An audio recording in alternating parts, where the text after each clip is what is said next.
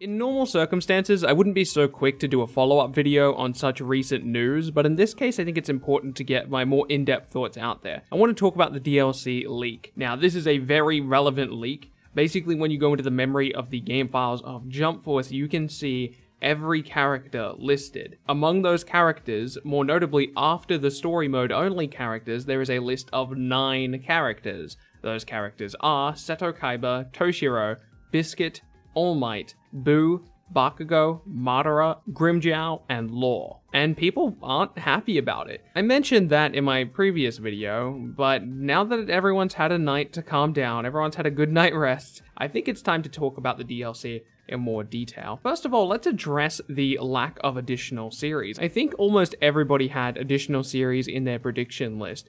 Looking back on that, I think that was a bad decision. I think it makes sense, even though we all wanted additional series, I do think it makes sense that we didn't get them. Series like Medaka, Tsuna, Toriko, Degreymon, Assassination Classroom, Gintama, and a handful of others are great examples of series you would expect to be in the game if you were looking at this through the lens of Weekly Shonen Jump. And adding those series would have been awesome for us fans of those particular series. In my case, I'm a big fan of Assassination Classroom. I like Assassination Classroom a lot, and I'm disappointed to not see Koro Sensei or Nagisa. But to complain about not having them in the game is a bit foolish, because it's not as simple as just adding a new series. It's just not as easy as it sounds. I don't know the specifics of it, because these companies often don't talk about this stuff publicly, just because it's not really public information, but I'm fairly certain the reason J-Stars was pulled from the PlayStation Store, again, we don't know this for sure because companies don't talk about this stuff, but I'm assuming it was because of licensing reasons. These different properties need to be licensed in specific regions, which means they need to be paid for in specific regions. Jump Force is clearly trying to last a long time. The threat of a license being pulled from some country or some region of the world, that's a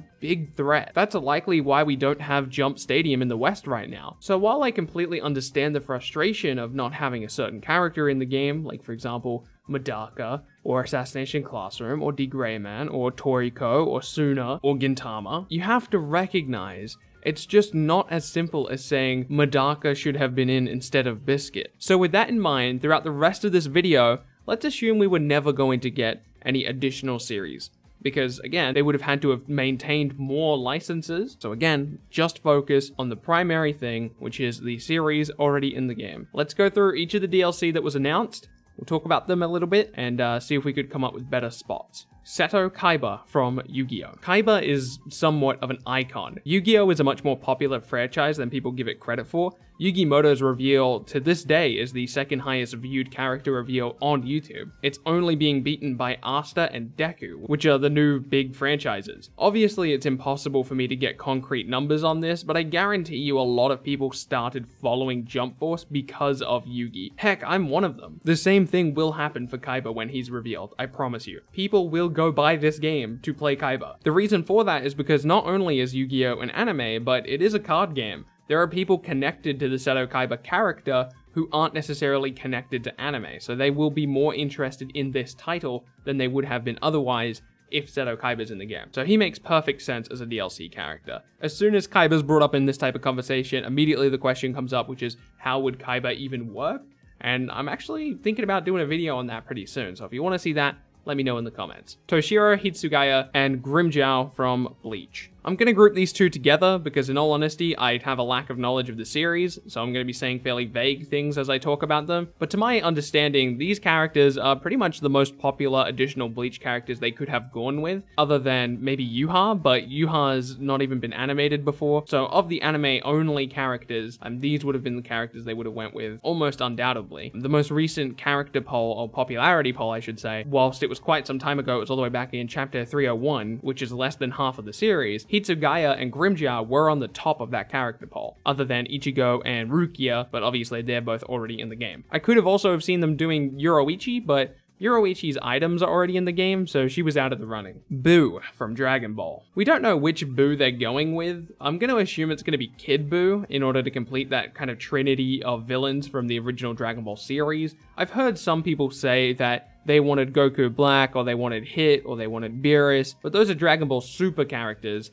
which are not a part of Weekly Shonen Jump. So the only characters in the running are going to be from Dragon Ball Z, and if that's the case, I think Boo was the perfect pick. Madara Uchiha from Naruto. I can't say I'm in love with the Madara pick. I certainly understand it though, but for me personally, it doesn't really hit the mark, especially because we already have Kakashi on the base roster. That puts us at 3 Susanoo users. Now, granted, we don't know whether Madara is actually going to use the Susanoo or not. He might just be in 6-pass Sage mode all the time. We don't know, it might just be an awakening. It certainly won't be his ultimate attack, so that's nice at the very least. But again, I just would have preferred it if we didn't have a 3rd Sharingan user. For my own personal taste, I would have preferred Sarada or Pain or heck even Neji, but I completely understand why they went with Madara, and I'm happy to see that we did get another Naruto character, and I'm going to enjoy playing Madara. I just would have preferred these other characters. Lore from One Piece. I'm not caught up on One Piece. I don't know much about the series other than it's a series with some fruit and some pirates, but from what I can tell,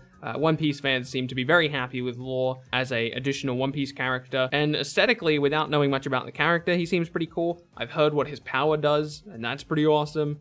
So I'm happy to see Lore added. Biscuit from Hunter x Hunter. Now, I've only seen the first quarter or so of Hunter x Hunter, but from what I've heard, Biscuit is kind of an odd pick. The character doesn't really fight as much as someone like Crollo or even Peter, and those Hunter x Hunter characters are much more requested than Biscuit. In fact, I didn't hear of anybody requesting Biscuit until really recently. But honestly, I'm happy we got Biscuit. Pito's items are already in the game. Pito is already out of the running. Crollo is cool, I suppose, but Biscuit's design and character type is not represented in Jump Force at all. So I'm really happy to see that Biscuit contributes to the most valuable attribute in the game, which is variety. So as an additional Hunter x Hunter character, I'm very happy to see Biscuit. Katsuki Bakugo. Bakugo is our big rival character from My Hero Academia. It would be genuinely shocking to me if we only got one My Hero Academia character and it was not Katsuki Bakugo. Now there is another My Hero Academia character that's not Katsuki Bakugo, who we're going to talk about right now, and that's All Might. Some people are a bit confused about how All Might managed to make it into Jump Force, and clearly what happened here is that he stole the invitation directly from the rightful owner. On a serious note though, All Might is a pretty big,